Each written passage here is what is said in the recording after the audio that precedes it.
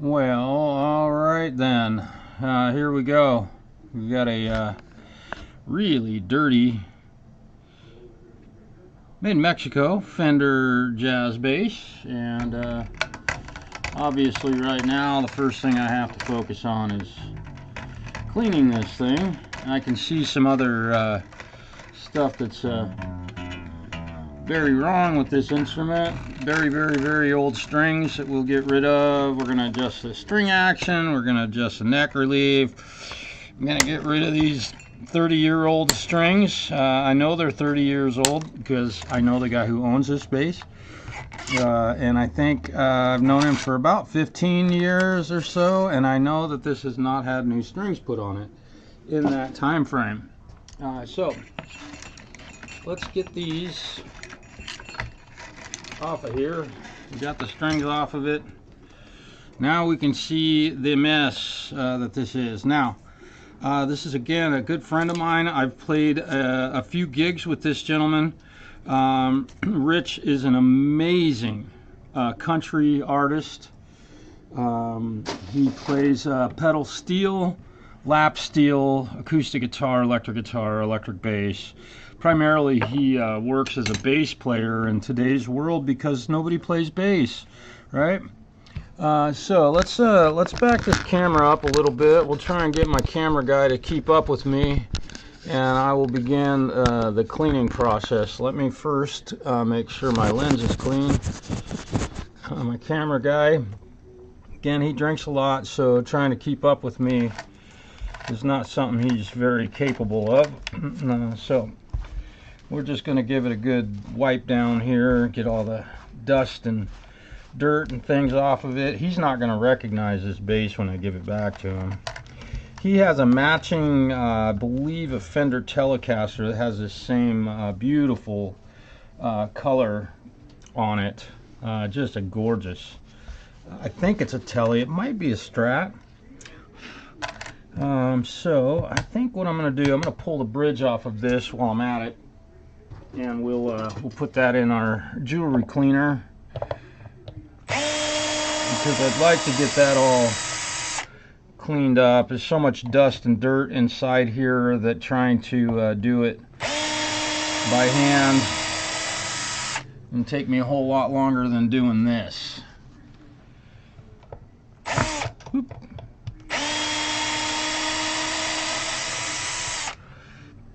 Alright, hope everybody's having a great Friday. Mine's been going good so far.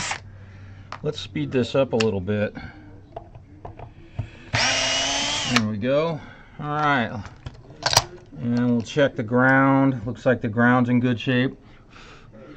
Fender did a good job on getting the ground set. Alright, now we'll get our jewelry cleaner out and get this thing, start cleaning this baby. This is going to be a bit of work, but I'm hoping to get this done in a short amount of time, maybe an hour and a half to 2 hours. We'll see how quickly I can get her knocked out.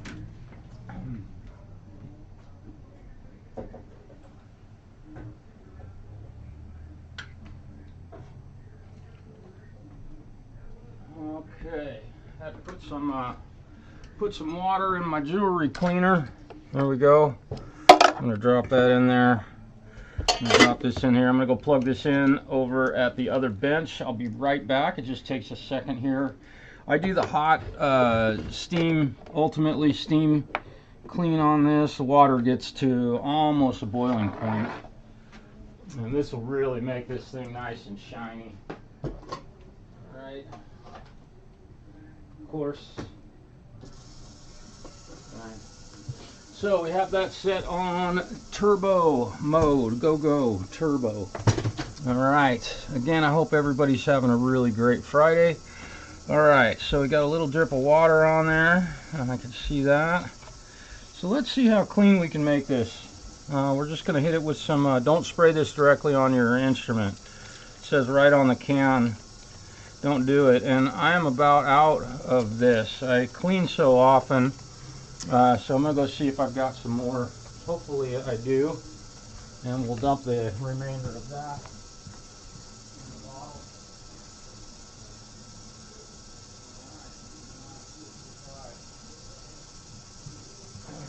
don't want to switch brands. So I'll grab this bottle. And here we go.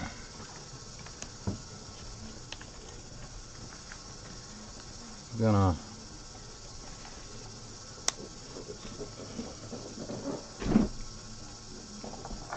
dump the remainder. You can never get all of the polish out of one of these Dunlop 65 bottles. It's not possible. A really great trick they pull on us. You always leave, you have to dump it out ultimately. Alright. Now I should be able to get some cleaner on this instrument. Let's see what she, how clean we can get her. I'm just doing a real quick once over on her, and obviously I've got a lot of cleaning to do on the neck on this thing. Some of these marks might not be possible to get out of this thing. It's been stained by light, and who knows what other types of DNA, debris, beer, whiskey, soda pop, who knows what's on here. While I'm doing this, I'm kind of checking the knobs, feeling how they turn. I can see that there's a lot of debris under the knobs on this guitar, so I'm gonna, I'm calling it a guitar, it's actually a bass of course, but I'm gonna see how hard it is to get the knobs off of here, and we'll clean up underneath the knobs. Are these a screw type? They certainly are, and they are definitely metric. So we will use a hex key, I think, that comes with Fender instruments. Let's see what's, I'm making sure that the knobs are staying put. And always use a proper hex key when you're trying to turn one of these things. And I may have actually grabbed the wrong. Yeah, definitely too small. Maybe this one. That's too big. Maybe this one. That's too big. Maybe this one. I think this is the right one. Too big. So the probably, again, this is a Mexican-made bass. However, likely has standard sized or imperial sized wrenches. Nope. This is just too small. 1/16. Yeah.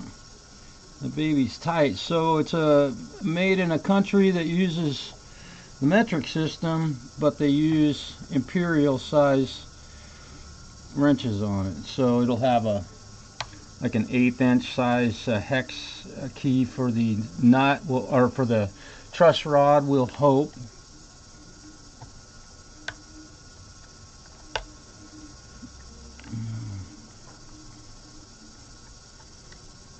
Although it might be a 4mm.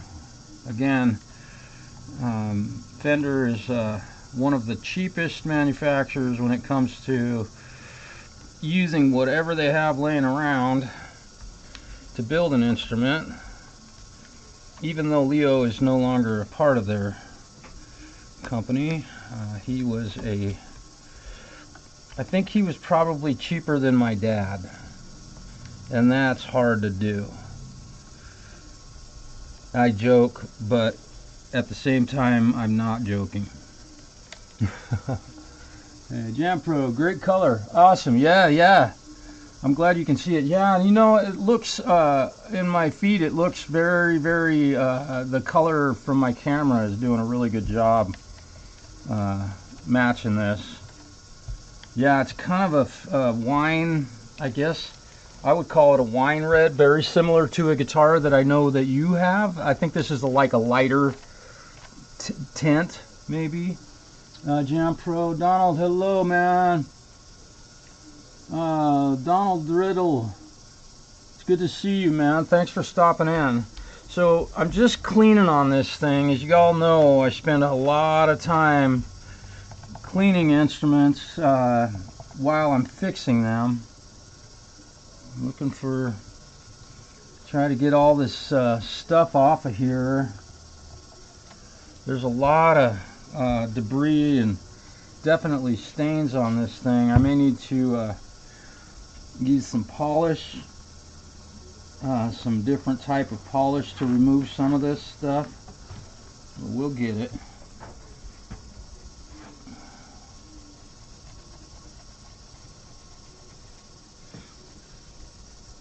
We'll get it as best we can.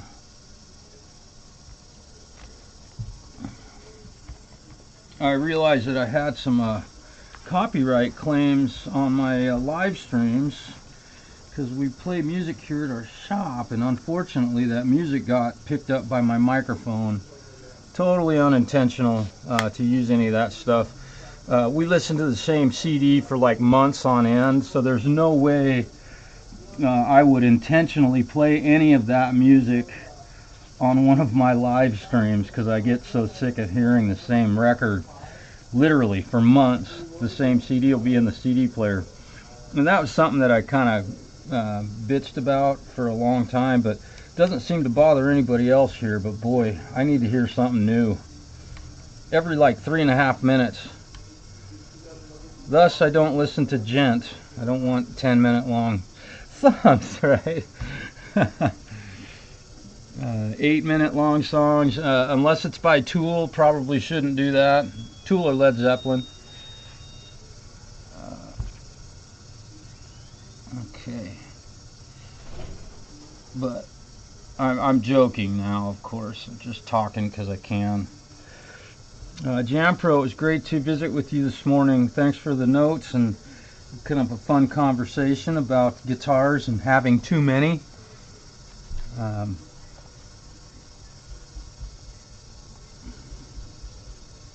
Really going to town on this thing to try and get all these dings and scratches and imperfections in the finish that I can get rid of without having to really dig in terribly deep. It does have a couple of dings in the paint, which I know that Rich isn't that concerned about. YouTube is pretty stern. Yeah, they'll and I think a lot of the copyright claims are actually fake copyright claimers, but I don't know.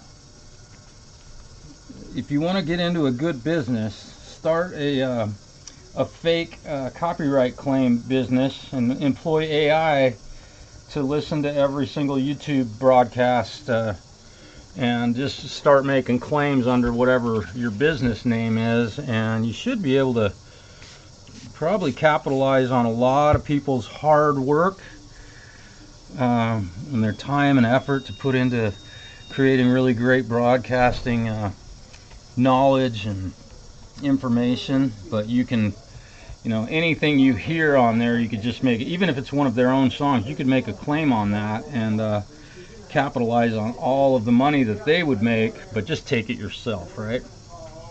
Because I think that's probably what's being done. Call me a conspiracy theorist, right?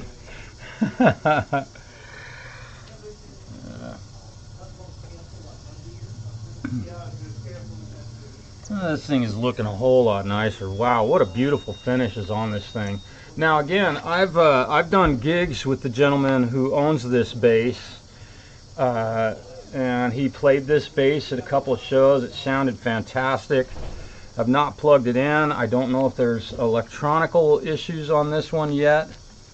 We shall see. I think I made some notes on this one, and I'll look at those here in a moment. Oops. Okay. I like the 65 polish. It's very subtle. Doesn't blur the finish or scratch things. It's very, very mild polishing compound, and basically it's just a step above using probably water, is my guess. It smells pretty neutral too, so I don't send instruments home with people that smell really strong like some kind of cleaner. I'm kind of sensitive to that sort of stuff. I don't use any scented cleaners or soaps or anything like that at home. That's just my choice. Alright. So yeah, I got a little spot here that I would like to color for him, try and make that go away. We'll see what I can come up with in a color.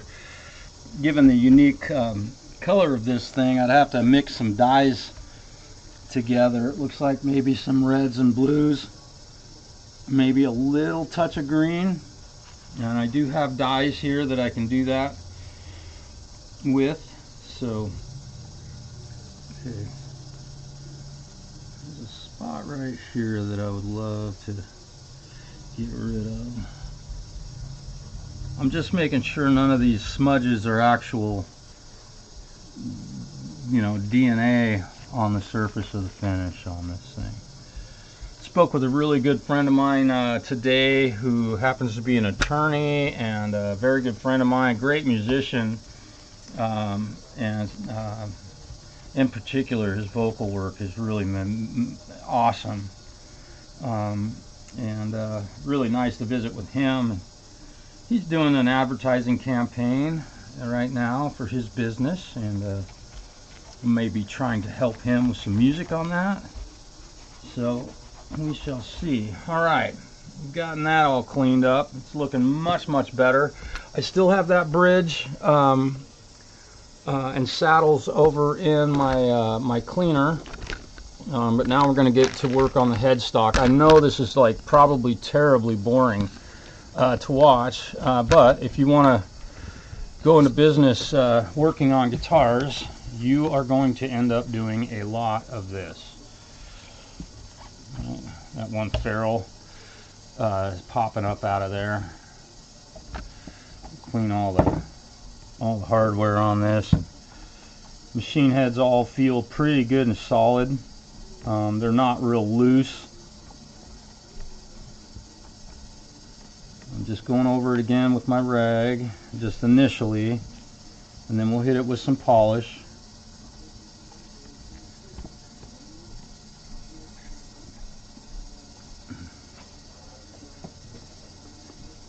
I don't know how well you can see how marred and tarnished. They're not tarnished, there's just some guck on these things. I think some of this is smoke damage. We'll call it smoke damage, but we'll get it.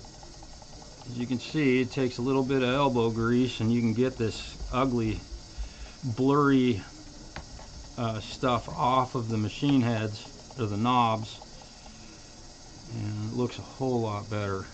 You can go on both sides, and I can see some yellow coloration on my rag, which tells me it's probably tar and nicotine smoke. Either that or house maybe he has a fireplace. I can't remember if he has a fireplace at home, but we're gonna get them all really nice and tidy. And you can see, you know, it's time consuming to do this, but I think this is part of the process that, you know, Guitar Center or no big time guitar shop might not do this, go to this detail when they're working on your instruments. So just know that I'm able to take the time to really get in there and dig in and make this stuff look nice and new all over.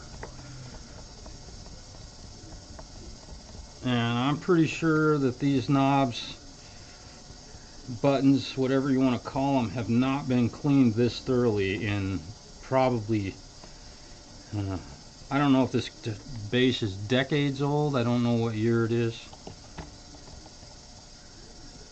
But I think he bought them. He bought the guitar and this bass as a set, or matched set, because it seems like he's got one, another guitar that's exactly this color. This also could be oil from his fingers, I guess. I'm gonna get a little bit more polish on here. You know, if you're changing your strings on your own instrument, you're noticing stuff just doesn't look as shiny as it did at one point in time. This is what it takes, and you know, you do it once in a while. It's not something you have to do every single time you put strings on your instrument or do a setup on it, but boy, it can sure, if you go play a gig with an instrument that's nice and shiny, your audience will appreciate it because it looks really cool, and you'll appreciate it, I think, a lot. You can see that my rag starts to become this brown color, and that again is kind of telling me that this is probably from smoke. I don't know if this instrument was used in bars before smoking was banned in all indoor environments. There are now public places outside that you cannot smoke in. It's crazy. You know, I don't care if somebody smokes cigarettes, but you know, kind of goofy that they've done that. All right. And she's looking a whole lot better. I'm going to flip her over and look at the back side of this headstock and neck. Let's see how things are looking back here.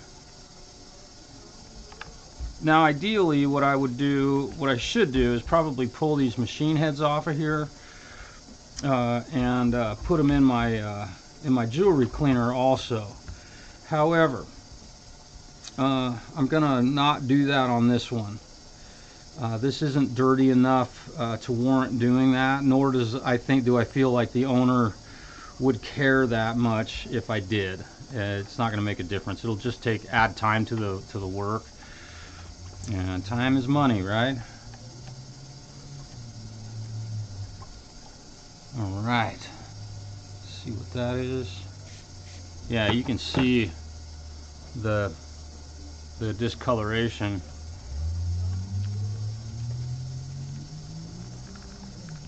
There's little spots here. I don't know what that is, but it's coming off.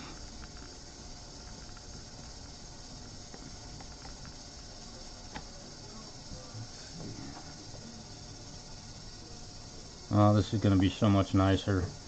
Went out to see an open mic last night and got to watch some bunch of guitarists that I've worked on play and perform. Got to watch a couple of my students play and perform and sing. Got to see some folks I had never seen perform before, played here at our open mic that we have here in town. Really fun to go see that sort of stuff. No, I didn't play. I play all the time, and for me it's really fun to get to listen and not have to, or not that you have to, but to not go up and play. It's really a nice feeling to be able to sit back and watch and visit with friends. Had a lot of folks in there. They did some metal last night, which was really cool. A lot of acoustic, folk style music, several karaoke type performances. Some folks just got up and did one song that obviously they'd been working on to perform it. It's just so nice to see that sort of stuff, to know that people have put that kind of time into going up on stage and performing really well for an audience. It's really cool. So my compliments to everybody who sang and performed last night. And I had one of my students, who I'm so very proud of, played the national anthem for her school basketball tournament. yesterday, and I am just extremely proud of her. She did such an amazing job. All right, so we're gonna get here. We're gonna take care of the neck. I'm sorry if my camera guy wasn't pointed in the right direction. Again, he drinks a lot.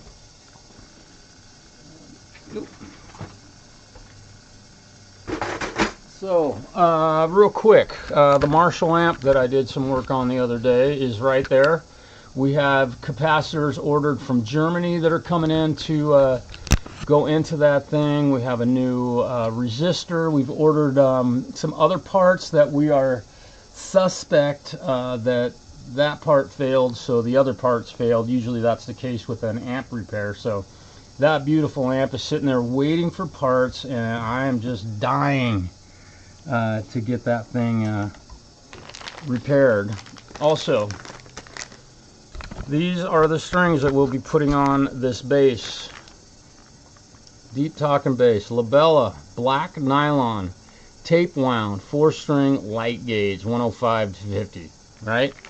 Interesting that we'll be putting those on this instrument today, so hang in there and you might get to hear what those sound like.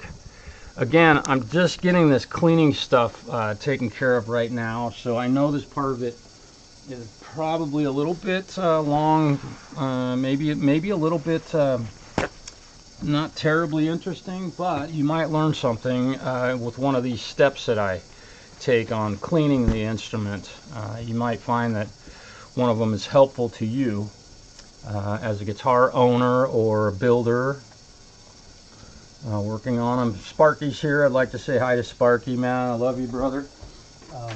Really cool guy doing all kinds of woodwork. I'm just using a all-purpose cleaner on this thing. I'm not using Simple Green right now. I ran out, haven't bought new stuff yet. So we're gonna clean this fingerboard. I'm gonna do this twice. This thing is so dirty that I'm gonna clean it, then I'm gonna polish the frets, then I'm gonna clean it one more time. All right. It's just the amount of duck on this fingerboard. I feel like that's probably just knock the initial layer of stuff off of it first and polish the frets, then we'll go back over the fingerboard. All right. Yes, I'm going to use a few extra paper towels on this one, but sometimes. Now also, we've got this little spot right here that I can see. I'm going to try. It's a scratch that has accumulated some stuff in it. So I'm going to hit this with my toothbrush, see, and it just does not look like that's wanting to come out of there. So I put my rag over the base to keep some of the excess spray from the cleaner from getting all over this thing, because that stuff can, I don't know, just, you got to clean up more stuff if you let that stuff just splatter all over the place. So I'm wiping it down with my paper towel here. You can see the base looks a whole lot better now. And it'll definitely dry out. I can see some extra spots on here that I can get with this paper towel.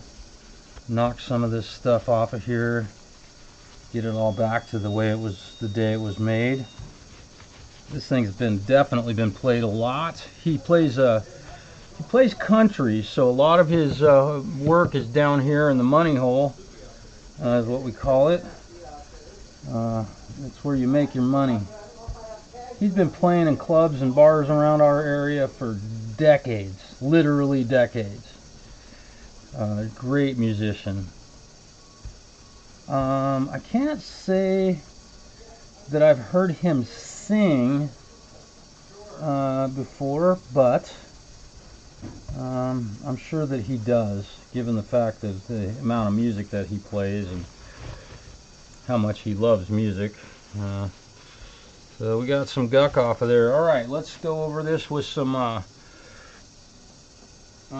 have ordered a new bottle of. Oh, I've got to. Give me a second here. I have ordered a new tube of semi-chrome polish.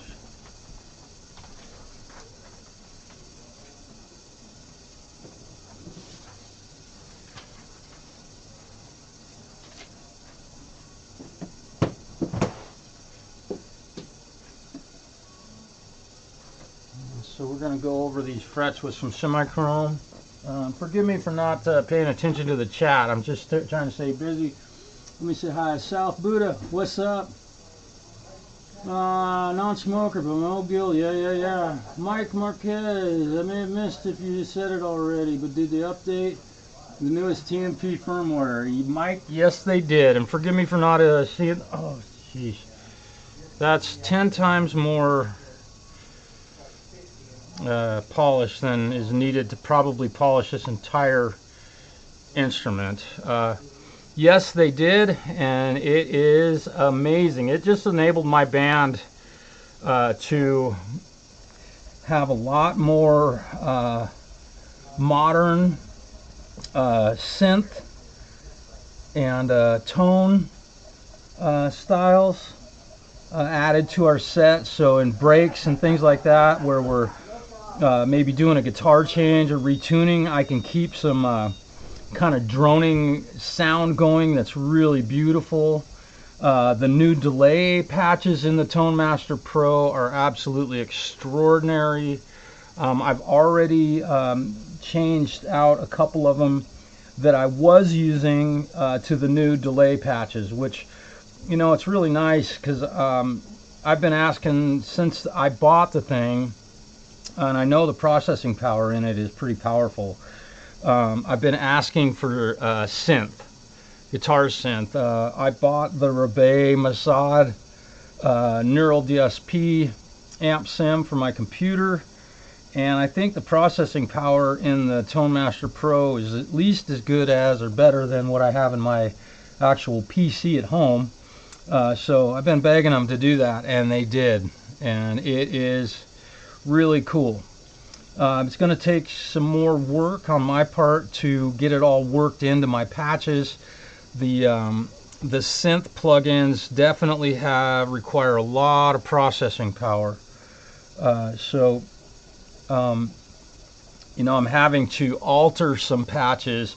You don't, with the synthesizers, you don't have to actually run an amplifier patch, a guitar amp, what do you want to call it, block, or even a cab sim to use them, and they sound great. So I'm having to alter some of my presets, and I'm really excited. I have a gig coming up on the 27th of December, and then again on the 31st of December, in which both of those cases I'll be able to begin to use some of the new creative juices that Fender put out there. I will tell you what, man, it is killer.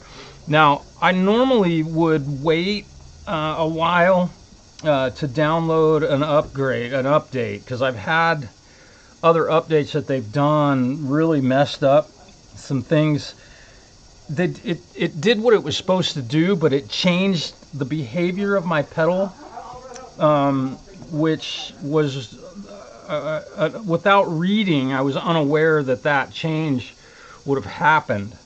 So I have definitely was very careful to read about it first, and then decided, okay, it's not going to do that. So the update was really great. Better MIDI control if you want to use external MIDI controllers. We do run, in our band, we do run our lead vocals through my Tone Master Pro. And with the new update, we're going to start using some new stuff for our vocal processing. That's to come. It might take us a few months to get there because we're in the slow season for gigging, so we're not going to be messing with a whole lot of that. But yes, a mic, yeah, nicotine smoke smell. You know what works great for that, Donald, is hey, thanks South Buddha, thanks for being here. What I will say about smoke smell and getting rid of it, if that's bothering you, is put it in a room with an ozone generator. Or if you have your car detailed, just take your guitar, throw it in the back seat, and let them run the run their ozone generator that they will use. Oops, sorry about that, guys. It's probably getting puke sick now. Let's see. I'm gonna get rid of that rag. Have them run it. An ozone generator will get rid of the smell, I promise. It will make metal items rust, so, you know, although that's if you leave it in the ozone for days on end. So ozone will get rid of that smell. It won't clean off the nicotine stains on the instrument. You need to be very careful, but if you've watched my channel for very long, you may have seen me using, yes, you heard me right, oven cleaner. As bad as smoking is for you, the only thing that I am aware of that can readily get smoke stains, especially cigarette smoke, off of a guitar finish is oven cleaner. You want to test a small spot someplace on your instrument where nobody will see and make sure that it doesn't eat into your finish. But I have done it. It's been on my channel.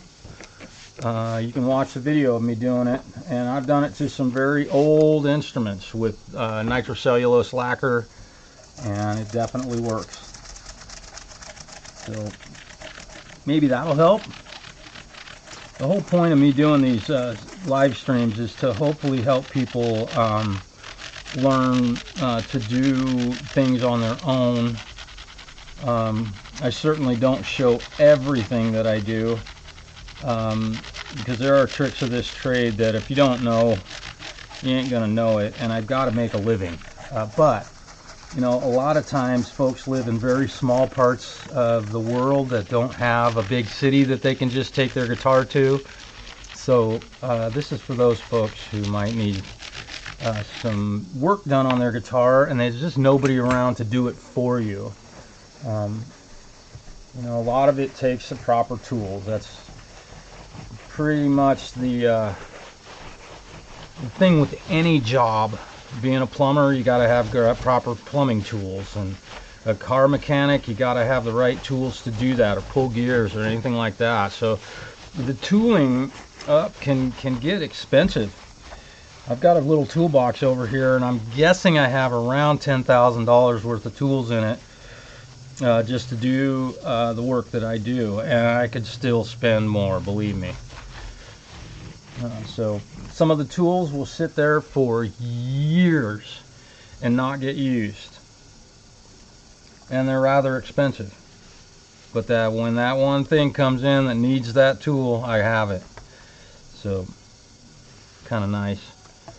I'll flip this thing back over, and when I get done with this, I'm going to let this base sit here for a few minutes and dry.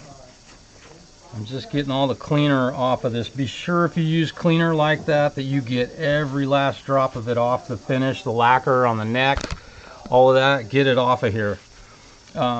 Certain cleaners can leave a little bit of a, they can discolor. Like if you cleaned off a bunch of grime, sweat, whatever, DNA off of an instrument, and you leave it sitting on this neck, you can end up with a little kind of a dark, it'll stain the actual lacquer, or polyester, whatever it is, and you'll end up with a little brown streak. So again, be very certain to remove all of the cleaner. That's what I'm doing right now. I'm getting it all off of this finish around here, and I'm using the light to make sure that there aren't any little spots of it sitting someplace on here. Right. So all that I've done thus far on this instrument is basically clean it in this amount of time. And boy, it looks so much nicer. I mean, the difference is remarkable. And this dark color, definitely, any little spots on it, you can definitely see it. Which Rich doesn't care about that. He's been playing this thing for so long, he wouldn't care if the paint was worn all of it off of it. He loves this bass, and so I'm just doing my best since I got it here to clean it as thoroughly as I possibly can. Yeah, I can see a couple little spots right here.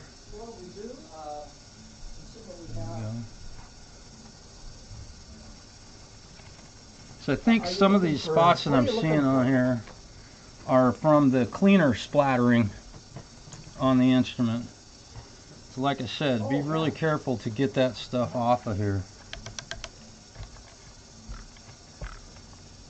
I don't have socks for these instruments to put them in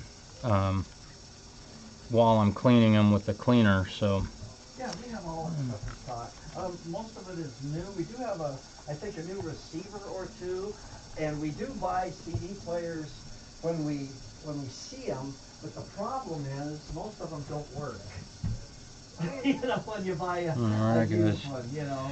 So we do. Well, okay. I mean, I'm gonna go grab the saddle out of my cleaner, and we'll see what that thing looks like. Dry it off real thoroughly, and then we'll put oil on the fingerboard. Oh, totally. Yeah, you have to get an amplifier with it. But we have all that in stock. I'm seeing if there's anything. If you wanted to buy a pair, do you want like a pair of bookshelf speakers? Is that what you're looking for? Okay, if you're looking for a pair of bookshelf speakers, I have a used pair of JBLs that we just got, and they're probably 15 inches high or something like that, and I can sell them. I sold them to the lady, you know, and I just got them, you know, I bought them back, and I can sell them to you for $75, but it would be something you'd probably have to, if you wanted them, buy them now, and I'll just set them back for you. Rinsed out my cleaner real good, and I'm gonna use my old smoky rag and wipe it off. We have everything you could need. Wipe it out. We had a really busy day so far today. It's been phone ringing off the hook, and a lot of people doing some shopping. 'Tis the season. Please do small business with small businesses this year. Don't go to Walmart. Don't go to the big corporate stores. Go to a small business and spend your money there. And it goes to a good place. It doesn't go buy a new boat for some executive or a new airplane or anything like that, right? Please use small businesses as your go-to shopping spot. Most of them, and I mean, just like big businesses, there's always somebody complaining. That will never go away. There's the Karens of the world. I get it. But please do your business at small businesses this holiday season. We really appreciate that. So really excited about my gig coming up. Let me see. I need to take a couple paper towels here, and I'm gonna knock the water out of this bridge and saddle assembly.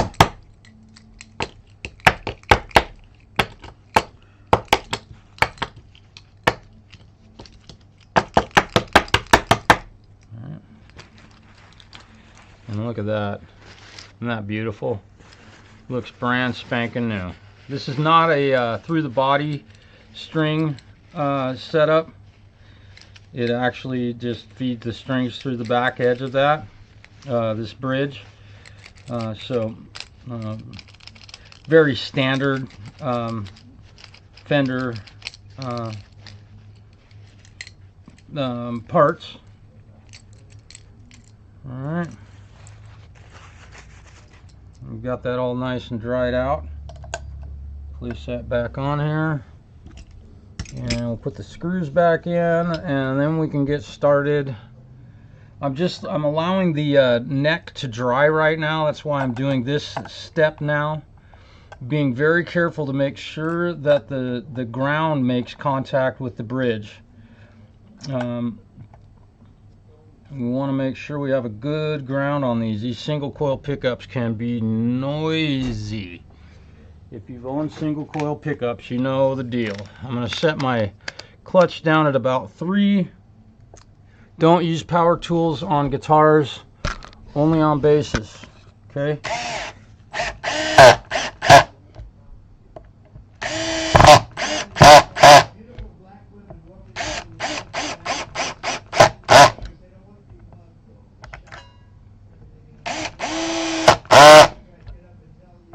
Be very careful using your drill on a bass, even, because you will slip off of that, scratch the finish, and make it look not as good as it could. Now, where is my large Phillips drive? I just saw that thing. I had it this morning. I'm pretty sure. I'm gonna put my got way too many tools out. Oh, where's my lid? Give me a moment here. I've got to clean up just a bit. All right. Putting away my. I have a new jar of semi-chrome coming. I hope you can use semi-chrome polish in your state. I don't think they'll let you use it in California. Because I think if you eat like 80,000 tons of it in one sitting, you might be able to acquire cancer. So they don't sell it in California. I'm sorry, guys. That's just really a bummer.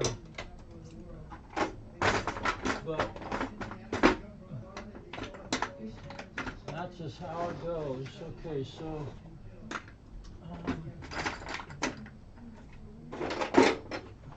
My large screwdriver is not in my toolbox, so I'm going to have to go look on my other employee's bench to see if it's there. Huh.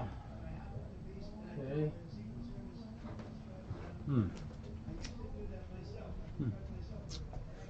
Well, my Phillips head screwdriver grew legs and vanished into the world of, I don't know, borrowed tools, probably.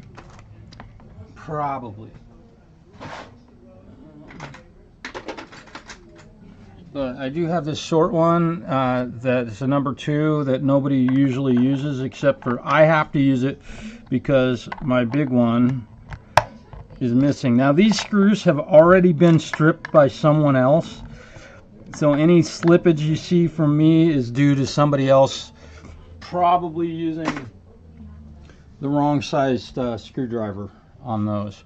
Alright, let's oil the fingerboard and get to putting strings on this thing. We'll check the setup and all that stuff. Before I do that though, I'm going to check, these are metric, I'm going to try a 4mm. So we'll see if we have to use a metric. No, it's not a 4. I wonder if it's 5.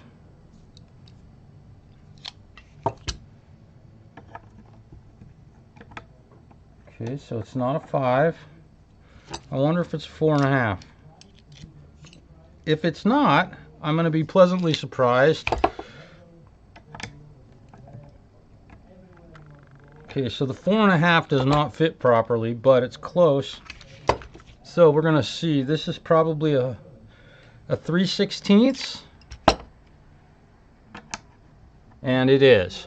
So we've got a 3/16 hex key to adjust the truss rod, and then we have a 1/16 to remove the the knobs and to adjust the saddles, I believe. We're going to find that out here soon enough.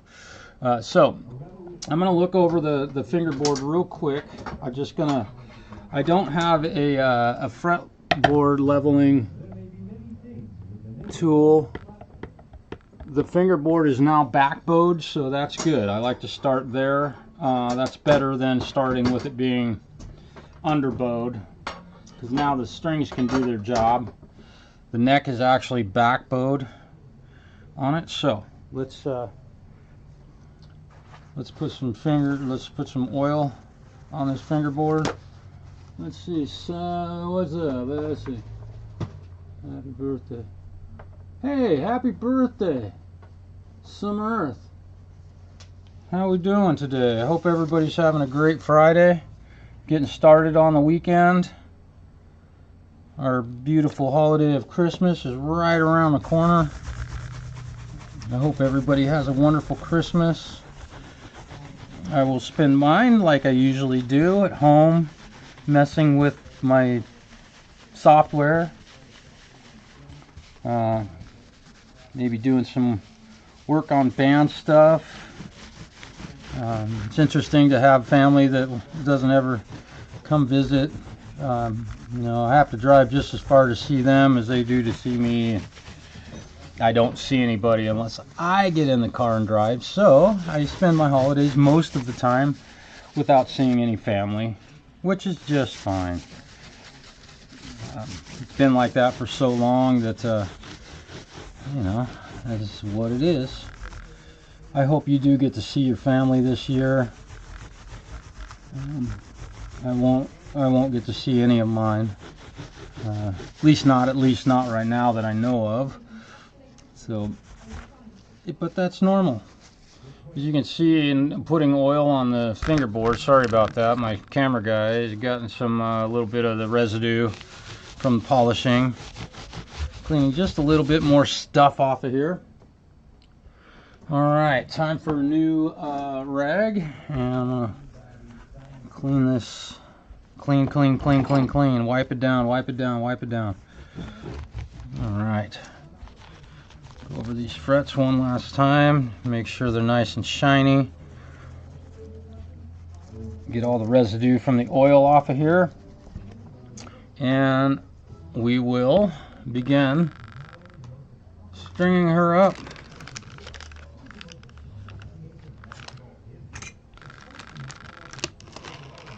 Nylon based strings. You know, they always say there's a first time for everything. This is the first set of these strings I have ever put on a bass. I ain't kidding. So,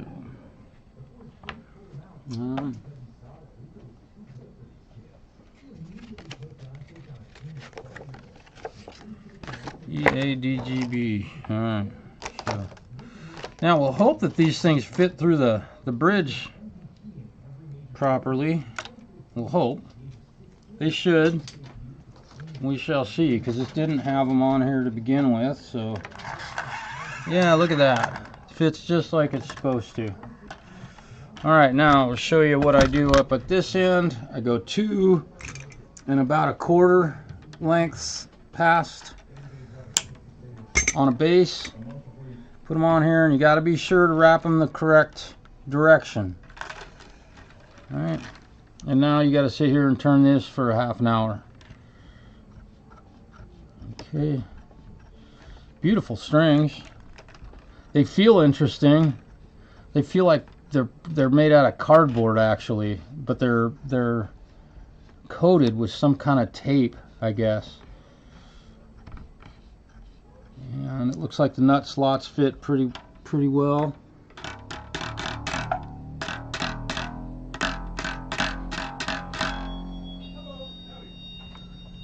Alright, pretty cool.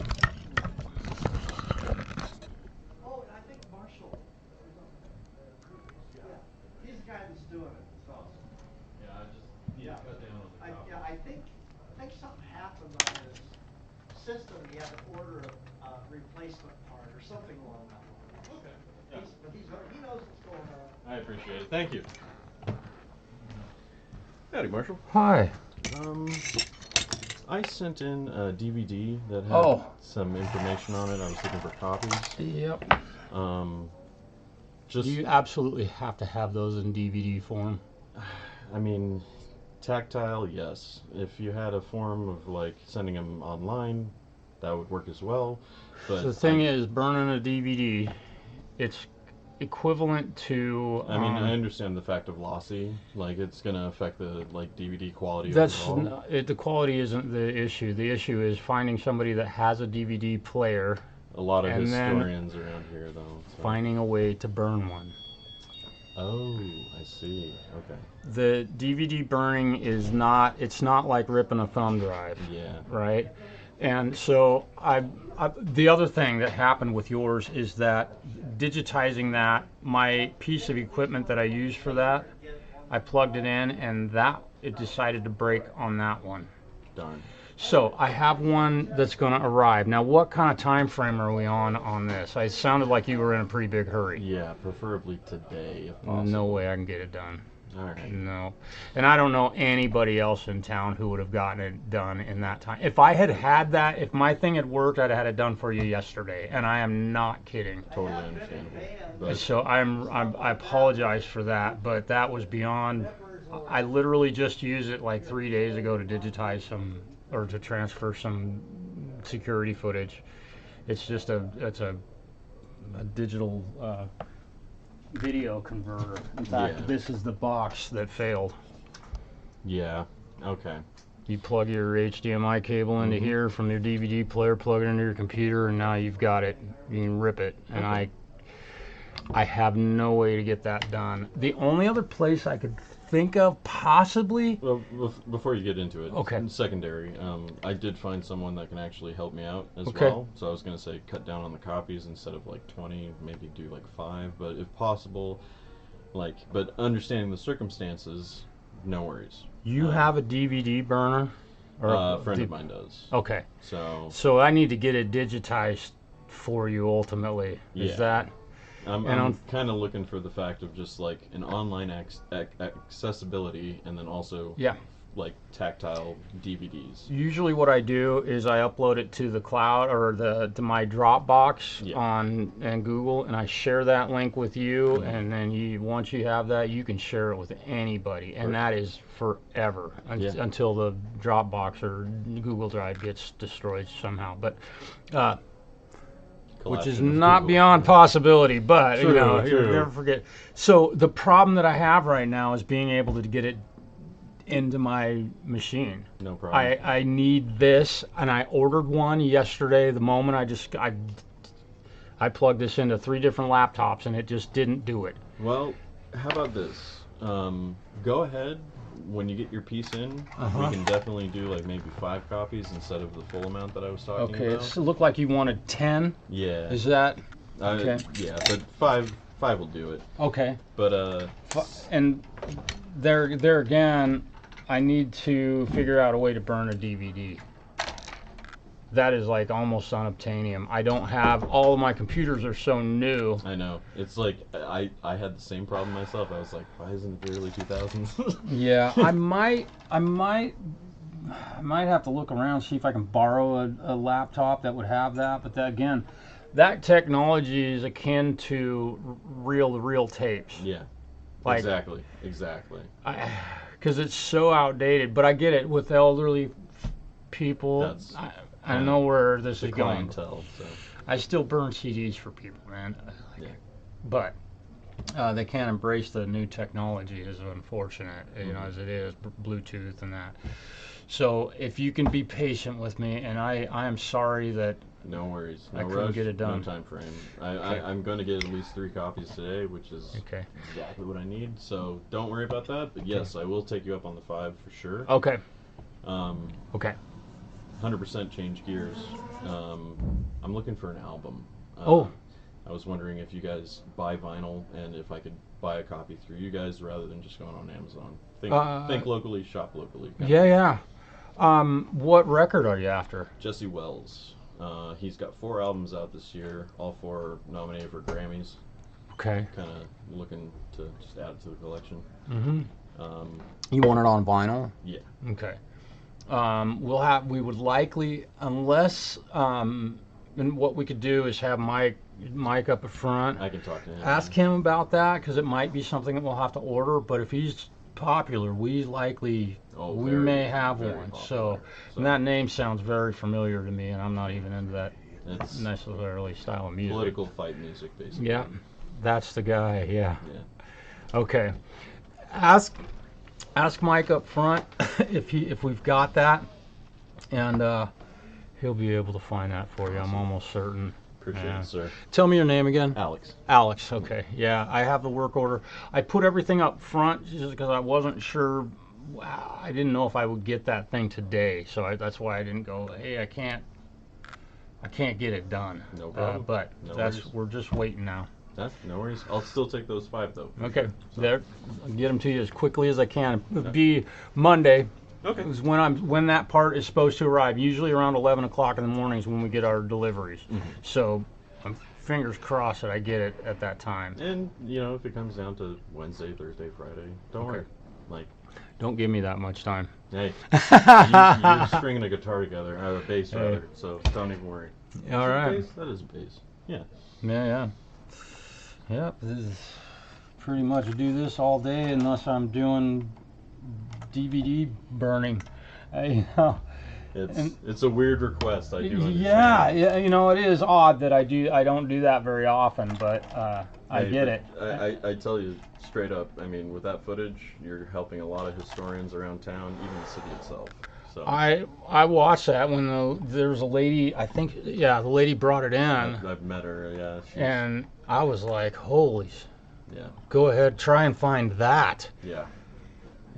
It's precious to a lot of people, especially up at EOU, that are studying this kind of stuff. So. Yeah. But yeah, no worries. Take your time, do your thing. I got a friend working on copies as well, like I said, and yeah.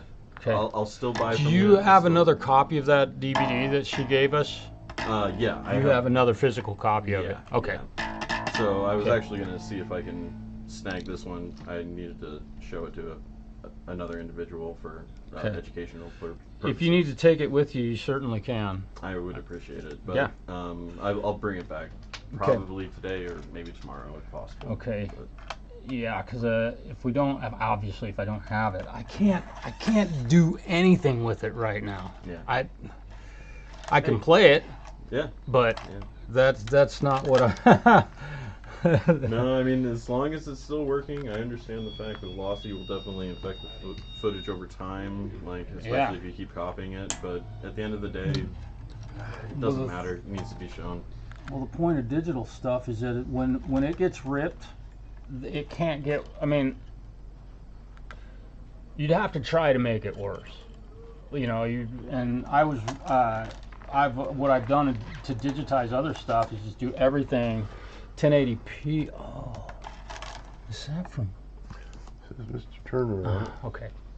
Thank you, Stu. No problem. I was like, is that it? Yeah. Yeah, you'd have to take it from like 1080p down to 720 or something, and why would you do that? Doesn't make sense. Yeah. Yeah, so the quality, once we get it digitized, it's as good as it can be. In fact, most of the time, if the audio is a little bit off or there's glitchiness in it. Well, it's old reel footage, so there's like tracking issues that happen. So. And I can usually remove some of that without. Is that for me too? Oh, tell me this is. Huh. Interesting. Oh. Okay. Neither of those were it. Yeah. I had to make my hopes up. But yeah, I can usually clean stuff up.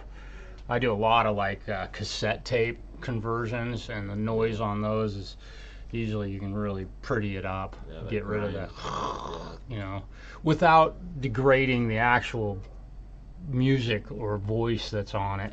So, and I'm really careful about if I put it on there and it sounds better, but it like it's cleaner, but you can't understand it as well. I just don't bother. It's not a point of making it clean. It's a matter of making it more understandable in most cases. So to change the gears on you one more time, just out of curiosity, I have a friend of mine who went through an estate sale. Uh-huh. He came across a Macintosh tube amp, and do you guys possibly clean those up at all? A Macintosh? Yeah. I'm not sure I'm familiar with that name, but yeah, we were early 80s. It was like, you know, supposed to be the cleanest sound of vinyl that you could possibly hear, I guess. But bring it in. yeah. The tube amps are that's our bread and butter, man. Perfect. And that guy that just walked through here, he could build one from memory. Really? He could probably build that circuit for that Marshall amp literally from his. He is one of the best. Okay. I ain't kidding. That guy. I didn't just grow up in Grande. I didn't grow up here, in fact, at all. I grew up in Portland, and they had some of the greatest. I know that guy is a genius. Okay. When it comes to that stuff. Yes, we fix them all the time. So that's right. yeah, it's a big part of our business here. Probably gonna have to upgrade my whole setup when it comes to playing vinyl as well. So do you guys have options in that? Say again. I'm probably gonna have to get a new turntable completely. Oh yeah. Do you guys have options? Yeah, we've got like some pretty affordable. I'm looking for the best. Doing like a yeah. Let me look. Like Yamaha. These are all just like buy them off of Amazon for $100. Mm-hmm. That one, I think that's. I don't have anything like high end in right now. No worries. I was just curious. Yeah. But yeah. Sometimes we do, man. We've had some scary expensive, and they come in there, one phone call and they're down the road. I think I might have talked to you at one point. It was the RC device that I had at my house. You fixed the cables on it actually. Okay. And you told me at one point, you're like, yeah, this whole system is like, you took it to Portland, it cost you probably about like $10,000 to fix. And I was like, okay. Yeah.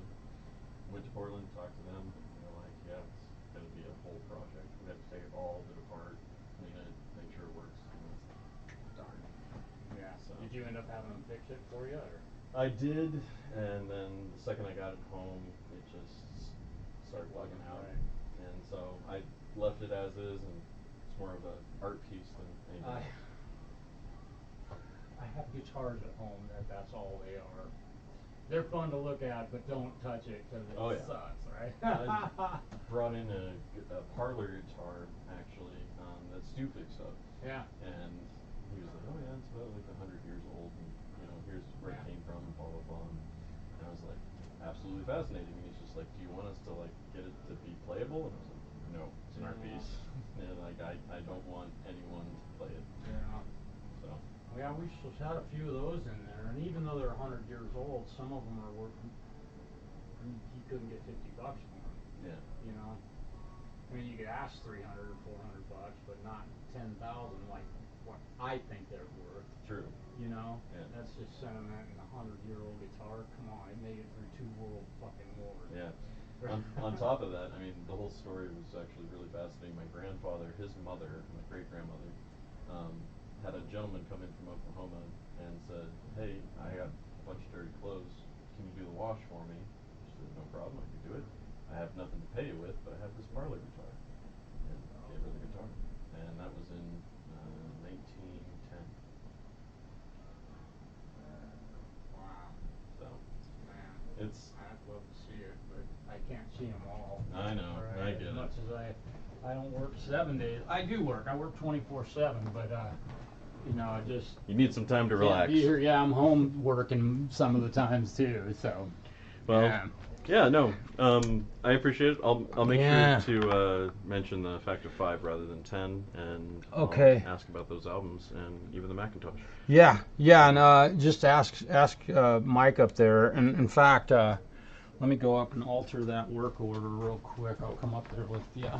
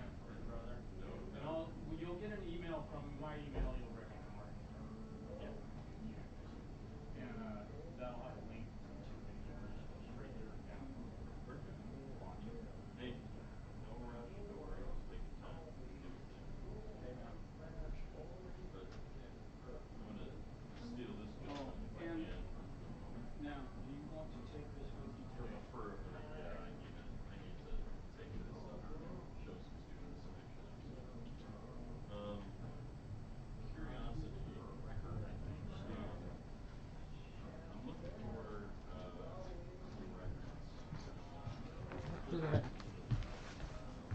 I order from Amazon? My goodness. Sorry guys, I keep getting pulled away. Clients. That's how we stayed in business for 50 years. What did I get? Oh, we got wow, these weren't supposed to get here for several days. Cool. Ha ha ha. Ha ha. These are going to be so much fun. Oh, I can't wait. We got some light up, I got some light up glasses for folks that are coming to our show on New Year's Eve, so they'll all have that to work with. So that'll be fun. Okay, so I'm going to go ahead and put the knobs back on this thing. I'm going to scoot this forward, get my camera down here. We'll get you pointed at the business here. So I've got the volume turned all the way down.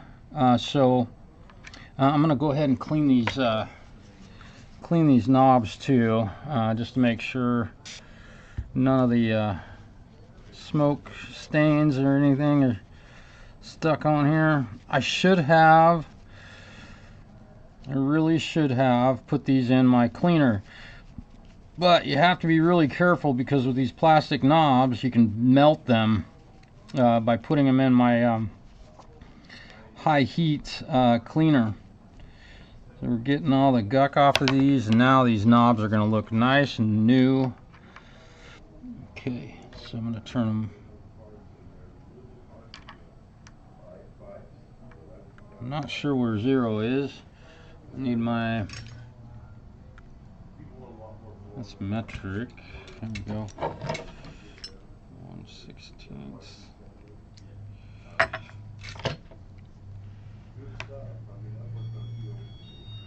Now I'm gonna start by cinching this up, and then we'll see where 0 and 10 actually are. I like to have my knobs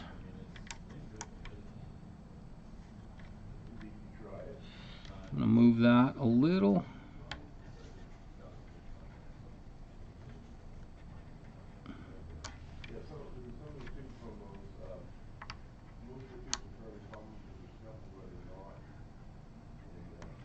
Putting knobs back on an instrument crooked or misaligned is absolute amateur hour.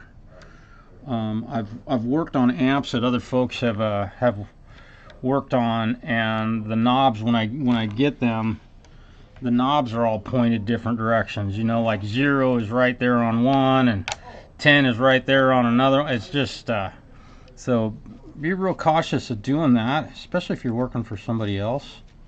That says a lot about your quality of your work. Also, if you take it to a shop that does that to you, I would recommend reminding them that you're paying them to do that work, and should probably think about that. Again, trying to align these, and forgive me for not if I've got texts or comments or questions. I've got to stay busy on working on this thing, so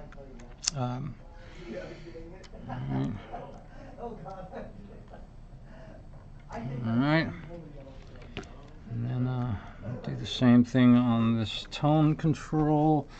Andy, hi. Oh, thank you. Gone fishing, bass fishing. Steve, hello, man. Andy, thanks for stopping in today. It's great to see you. I hope everything is going well and we're enjoying a beautiful holiday season so far.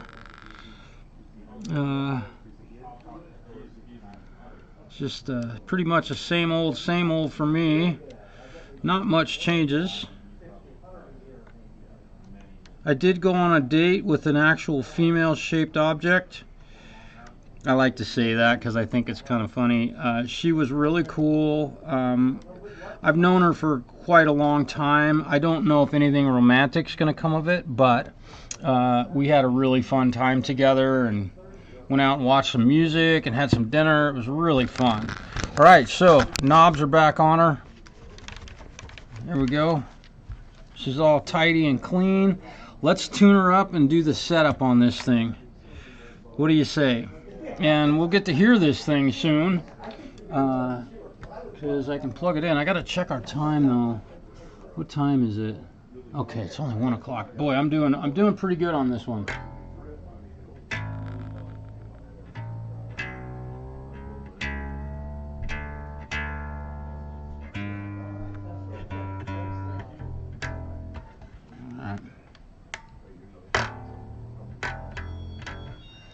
I have never put these types of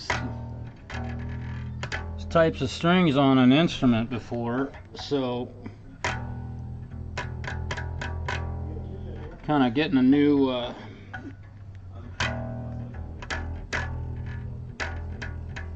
they definitely stretch more than typical like Ernie Ball.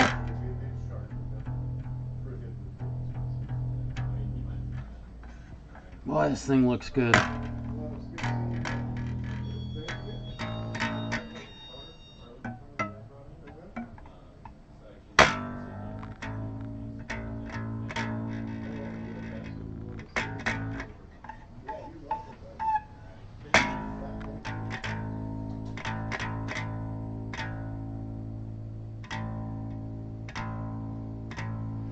One of my clients actually has a gig tonight. I might go down and check out his music. Depends on how busy I get with video editing tonight. I'm working on a lot of video stuff for my band, and I have new video editing software that I'm really happy with, man. This stuff is amazing. I'm going to avoid telling you what it's called because then everybody will have it. No, I'm joking. I'm not an influencer.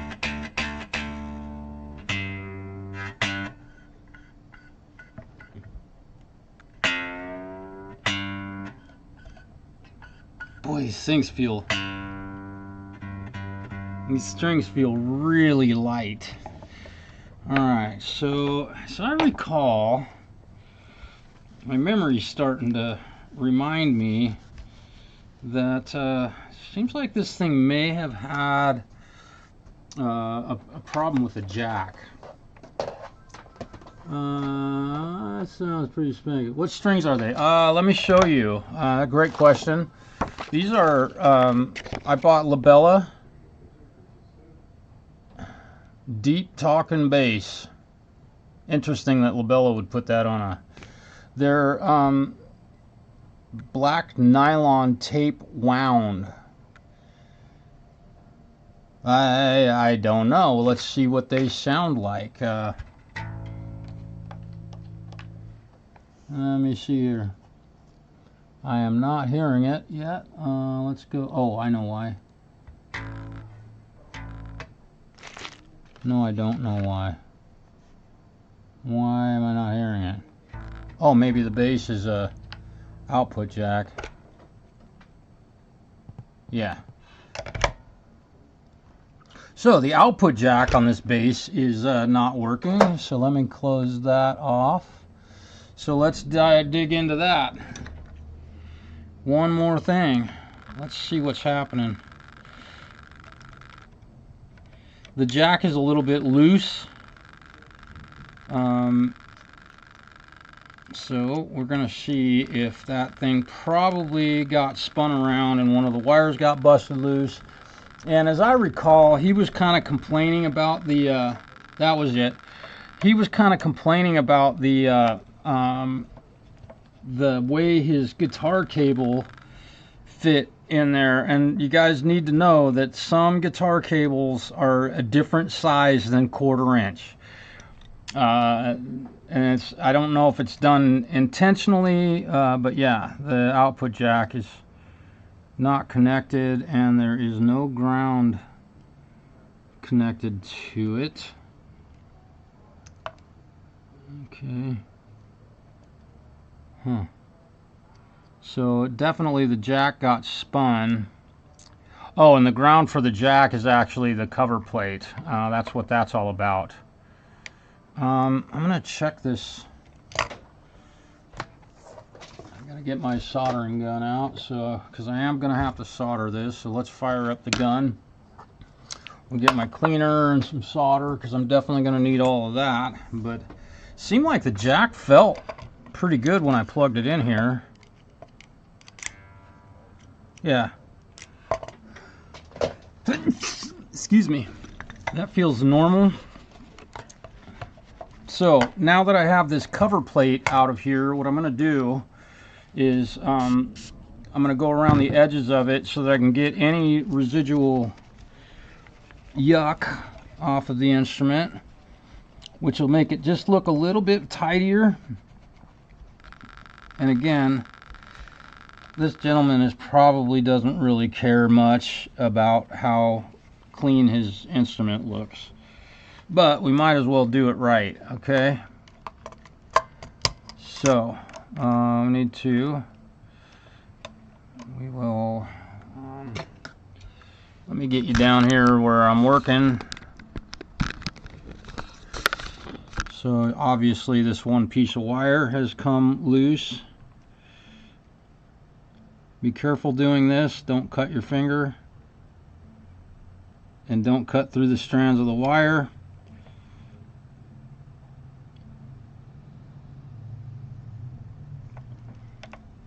Okay. Pretty thick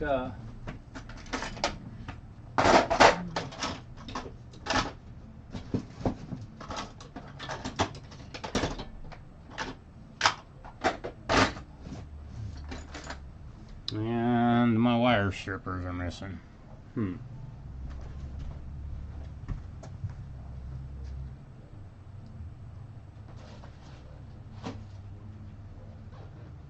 Interesting.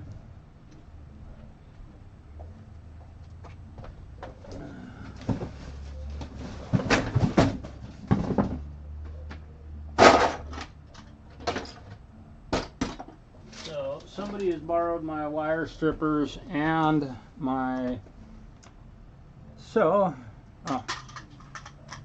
look at that. There they were put in the wrong place. Here we go. There's my wire strippers.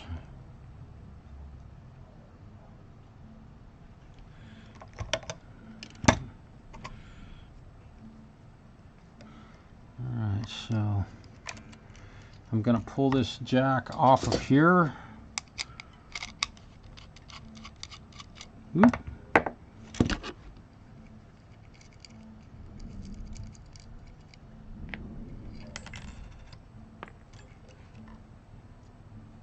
Look at that lock washer. I must have worked on this before.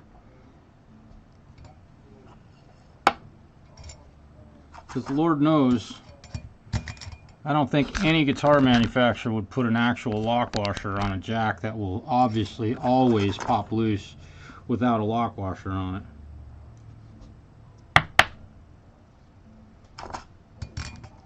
Okay.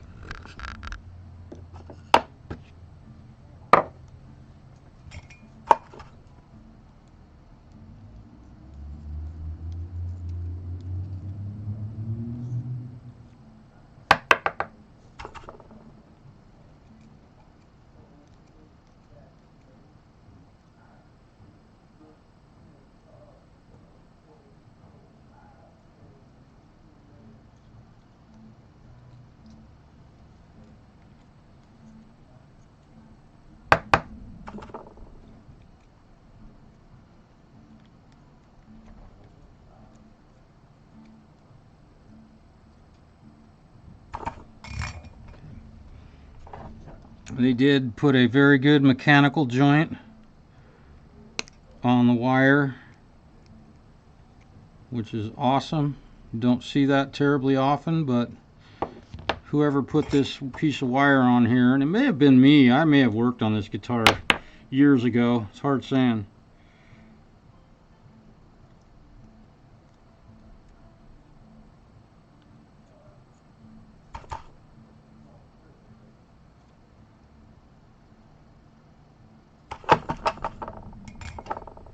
Okay, now we're going to go ahead and tin the piece of wire.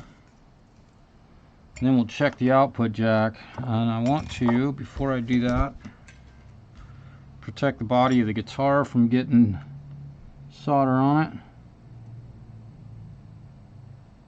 Get the metal hot enough to melt the solder. Don't just melt the solder with your soldering gun. Right? Right. So that needs to go to the tip. I'll put that in there.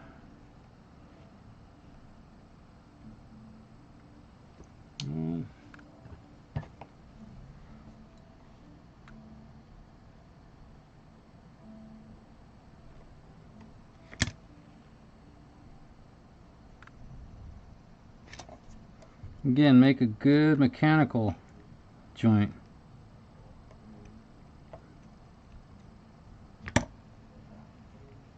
That will help make your connection and your solder joint much more reliable.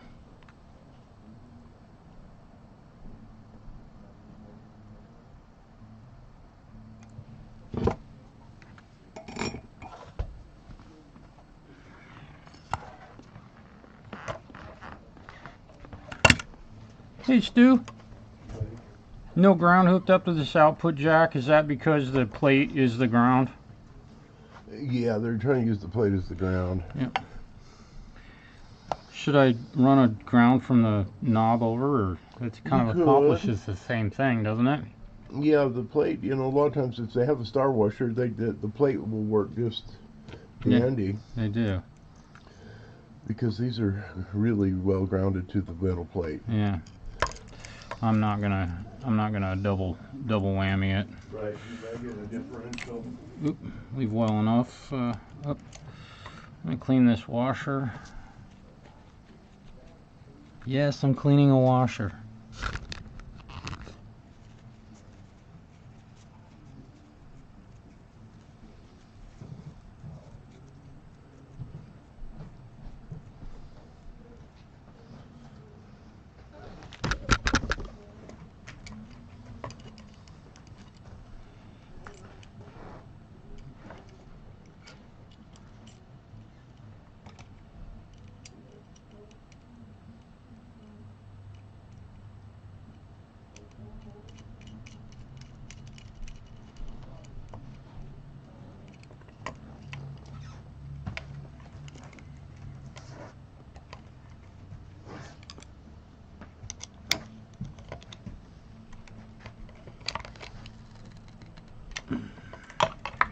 Now,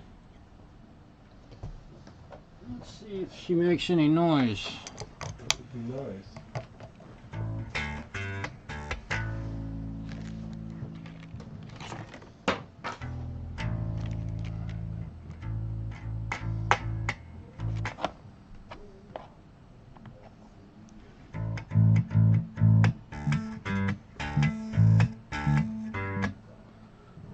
Have like this extreme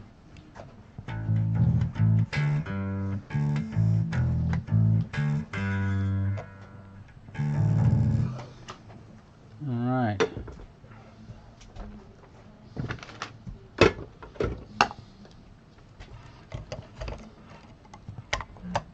That's all there was to it.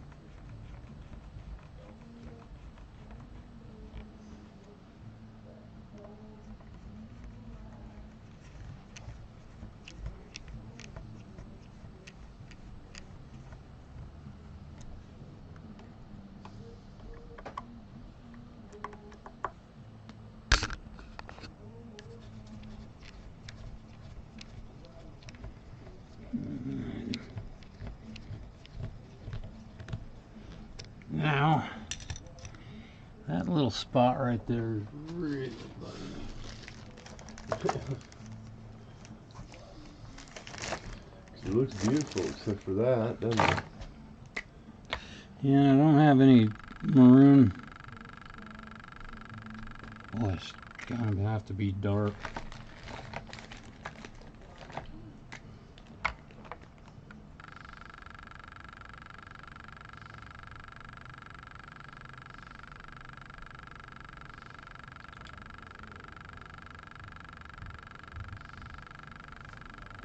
Definitely better. Yeah, it doesn't I made out it. at you. Yeah.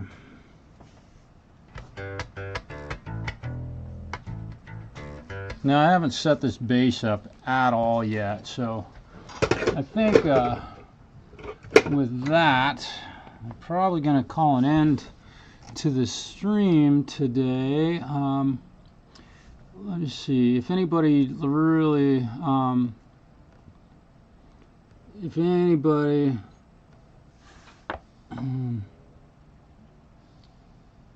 yeah. Okay. I'm looking back at the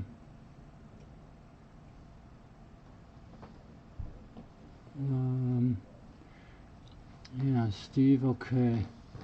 You guys, I think I'm going to have to end the stream today. It seems like it's lost interest, and it's been going on for almost an hour, over an hour and a half. So I appreciate you all tuning in today. Have a great rest of your weekend, and we will see you soon. Yes, peace, y'all. Do it for Dime.